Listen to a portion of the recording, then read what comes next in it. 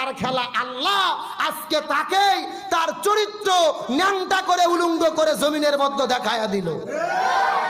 এই বাংলাদেশের প্রশাসনের ডিবি প্রধান হারুন স্যার, যার নাম সবাই বলে হারুনুর রশিদ, তিনি এই বাংলাদেশের আল্লামা সাইদি সহ আল্লামা মামুনুল হক সহ আলেমদেরকে রাজাকার প্রমাণ করার চেষ্টা করেছে, আলেমদেরকে ধর্ষক বানাইছে, আলেমদেরকে বলেছে চরিত্রহীন।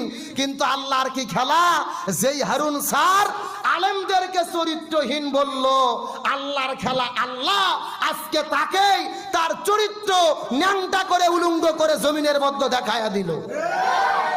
আল্লাহ বলেন আমি ধরি না, কিন্তু একবার ধরলে আল্লাহ কিছু সময়ের জন্য ছাড় দেয়, কিন্তু একেবারে ছেড়ে। যে হারুন স্যারকে আমরা দেখি ডিবি অফিসটা বানাইছে ভাতের হোটেল। কিসের হোটেল? ভাতের হোটেল, খাওয়ার হোটেল। আমার বক্তব্য না, আজকে কোর্ট বলে